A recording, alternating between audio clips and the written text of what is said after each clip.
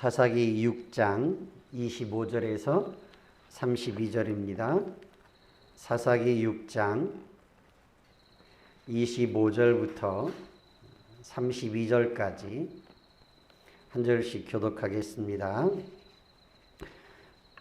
사사기 6장 25절에서 32절.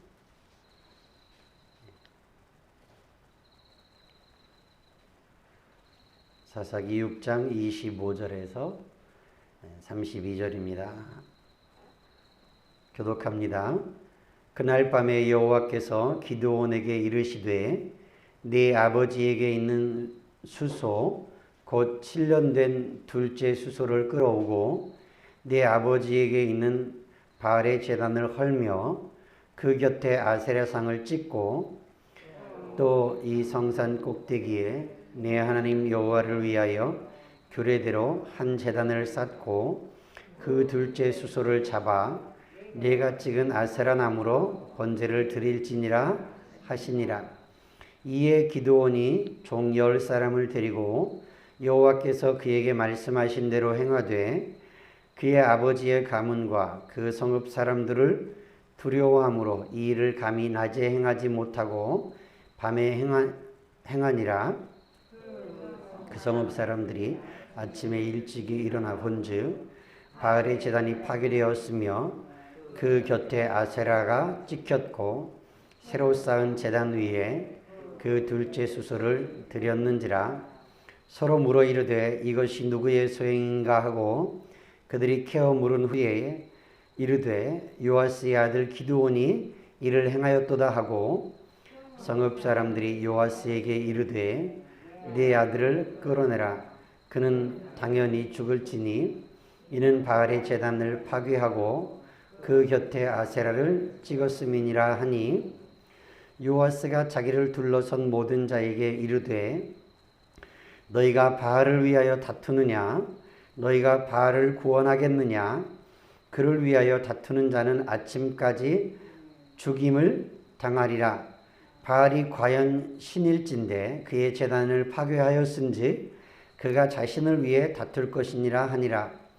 그날에 기드온을 여룻바알이라 불렀으니 이는 그가 바알의 제단을 파괴하였으므로 바알이 그와 더불어 다툴 것이라 함이었더라. 아멘. 우리가 사사기 백성들의 믿음에 대해서 또 영적인 상태에 대해서 이 사사기를 통해서 살펴보고 있는데요. 오늘 25절에 보니까 그날 밤에 여호와께서 기드온에게 말씀하시는데 아버지에게 있는 수소 곧 7년 된 둘째 수소를 끌어오고 네 아버지에게 있는 바알의 제단을 헐며 그 곁에 아세라상을 찍어라 이렇게 말씀을 하십니다. 기드온의 아버지는 바알을 섬기는 사람이었고 그리고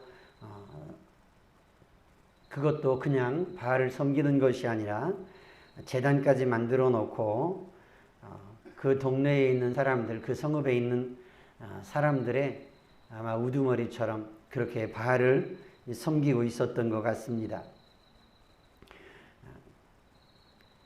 그런데 하나님이 말씀하신 이 말씀을 기드온이 감히 낮에 하지 못하고 밤에 일을 행했다 하는 것을 보면 그 성읍 사람들이 모두가 다 바알을 섬기고 그리고 바알을 섬기는 일에 있어서 열심이었던 것 같습니다.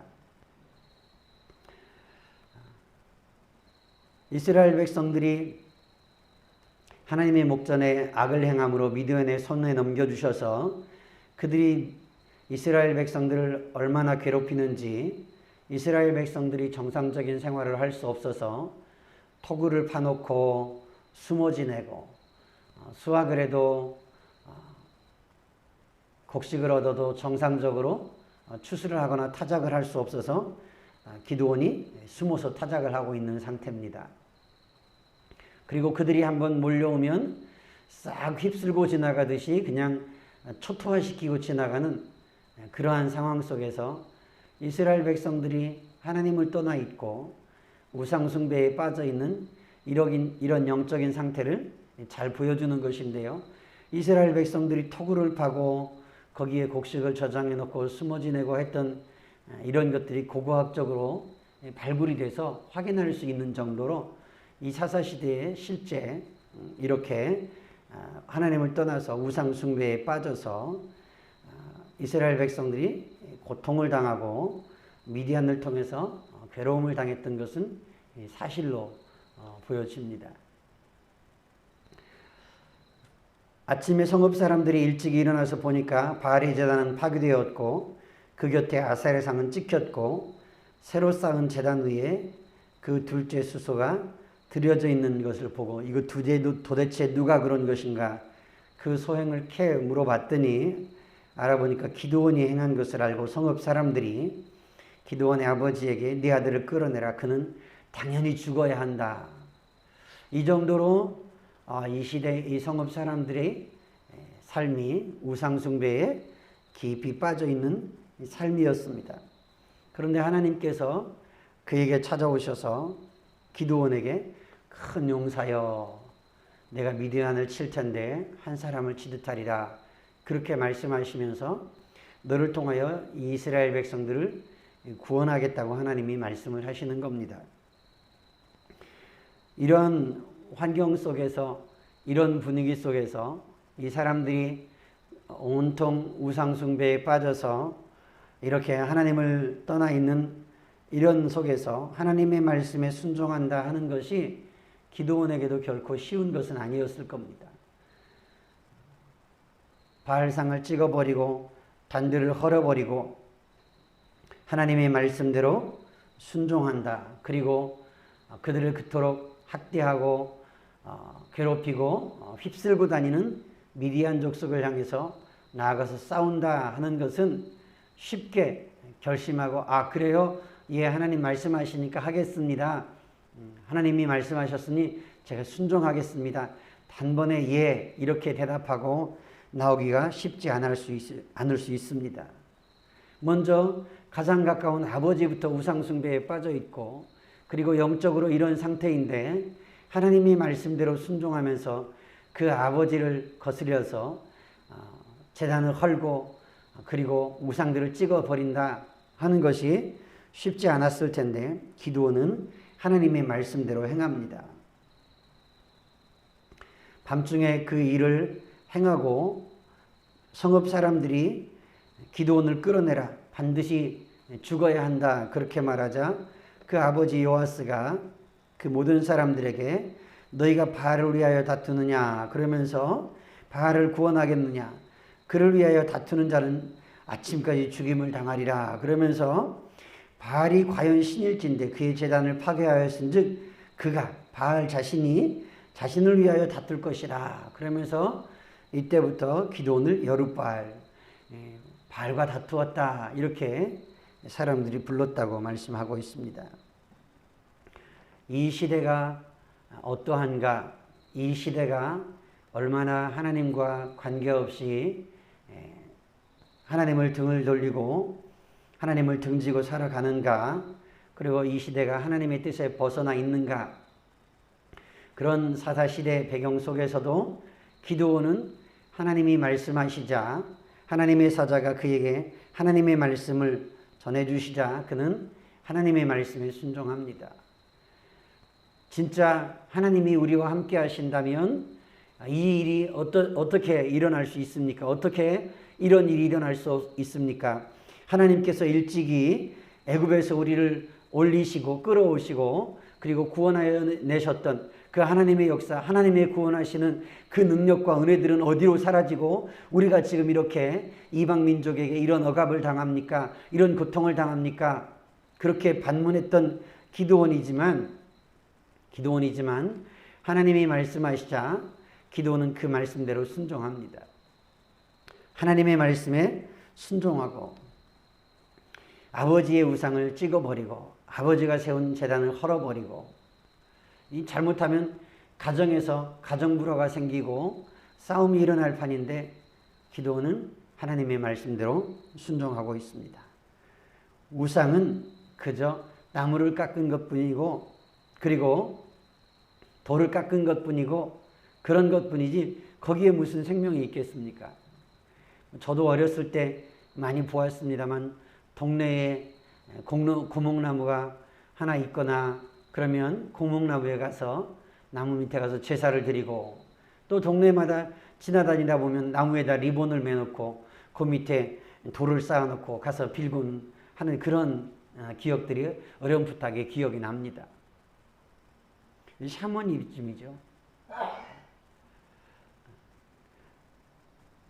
이스라엘 백성들이 사사시대에 하나님이 구원하시는 이야기도 들어서 알고 있고 애굽에서 나오게 하신 것도 알고 있고 광야를 지나서 가나안 땅에 들어오게 하신 것도 알고 있고 그리고 가나안 백성들을 쫓아내고 그 땅을 차지하고 그 땅에 정착하여 살게 하신 것도 그들은 들어서 알고 있습니다. 그런데 그들이 그 땅에서 그 백성들처럼 우리도 좀 더 풍요롭게 살아보자. 그리고는 그 땅 백성들이 섬기는 바알과 아세라를 섬기며 살고 있습니다. 조금 더 풍요롭게, 조금 더 풍요롭게, 조금 더 잘 살아보자, 잘 살아보자. 물질적인 풍성함을 위해서 그들이 하나님을 버리고 우상숭배에 빠져 있습니다. 하나님께서 그들에게 구원하신 그 구원하신 은혜를 잊어버렸습니다. 망각해버렸습니다. 조금 더 먹고 마시는 것, 조금 더 넉넉하게 풍요롭게 그거 해보자고 우상을 향하여 있습니다. 우상을 섬기고 그리고 그 우상을 섬기는 것도 그냥 섬기는 것이 아니라 그 제단을 헐었다고 반드시 죽으리라 이렇게 말할 정도로 이런 영적인 상태인 겁니다. 사사시대의 백성들이. 평안의 시대가 오면 사사를 통하여 하나님이 구원하시면 또 그들은 다시 우상숭배로 빠집니다. 하나님을 동을 향하여 돌리고 돌아섭니다. 평안이 꼭 복이 아닌 거예요. 평안만 오면 하나님이 은혜 주셔서 그들을 구원하시고 평안한 시대를 주면 다시 그들은 하나님에게서 돌아서고 하나님에게서 돌아서고 하나님에게서 돌아서는 이 사사기 백성들의 모습이 사실은 우리의 모습일 수 있는 겁니다. 하나님 없는 풍요는 하나님 없는 물질은 이건 은혜가 아니에요. 은혜는 복이 아닙니다.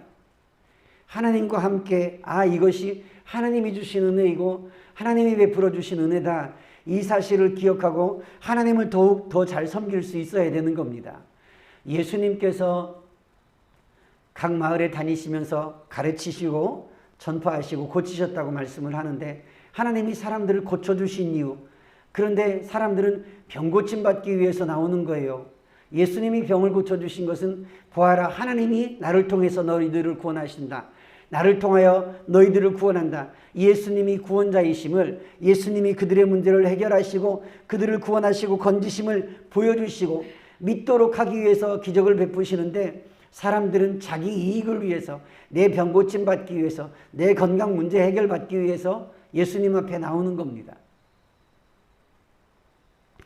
저와 여러분들이 이 시대가 어떠하든지, 사람들이 어떠하든지, 이 시대의 풍습이 어떠하든지, 하나님을 떠났든지 우상숭배에 빠져 있든지 무엇을 따라가든지 저와 여러분들은 오직 하나님만 섬기고 하나님을 가까이 하는 것이 우리에게 복인 줄 알고 하나님을 가까이 하는 저와 여러분들 될 수 있기를 원합니다.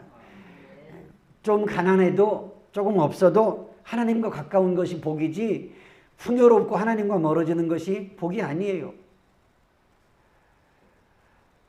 이 사사기의 말씀을 통해서 우리에게 보여주시는 것은 우리도 그럴 수 있다는 겁니다. 우리도 사사기 백성들처럼 그럴 수 있다는 거예요. 저와 여러분들의 중심이 늘 하나님만 경배하고 하나님만 섬기면서 하나님의 말씀에 순종해 나가는 저와 여러분들 될 수 있기를 원합니다. 이 혼탁한 영적인 시대의 기도원은 하나님의 말씀을 듣고 그 말씀대로 따르고 순종하고 있습니다. 저와 여러분들에게 이렇게 하나님의 말씀을 먼저 듣고 하나님의 말씀에 귀 기울이며 순종할 수 있는 믿음이 있기를 원합니다. 기도하겠습니다. 하나님 아버지, 기도원의 시대에는 온통 우상숭배에 빠져서 물질적 풍요를 바라고 그 우상을 숭배하는 그런 일에 모든 사람들이 참여하고 있었습니다. 하나님의 구원하심도 잊었고 하나님께서 주셨던 승리도 잊었고 하나님께서 주신 평안도 잊어버리고 평안의 시대가 오면 그들은 반드시 우상 숭배에 빠지고 하나님에게서 멀어졌습니다. 하나님 아버지, 우리의 삶이 환경이 어떠하든지 사람들이 어떠하든지 이 시대의 영적인 상황이 어떠하든지 하나님만 경배하기를 원합니다. 하나님만 섬기기를 원합니다. 하나님 아버지, 오직 하나님의 말씀 붙잡고 하나님을 가까이 하면서 하나님 예배하는 자로 살아가기를 원합니다. 하나님 아무리 영적으로 혼탁해도 하나님 방종하지 않게 하옵소서. 타락하지 않게 하옵소서. 배교의 길로 가지 않게 하여 주시옵소서. 오직 하나님께서 주신 은혜를 잊지 아니하고 하나님만 의지하고 살아가게 해주시기를 간절히 기도합니다. 하나님 아버지, 우리가 늘 깨어서 기도하면서 주의 말씀 붙잡고 승리의 찬송 부르면서 감사의 찬송 부르면서 믿음의 길 걸어가게 하옵소서. 예수 그리스도 이름으로 기도드리옵나이다. 아멘.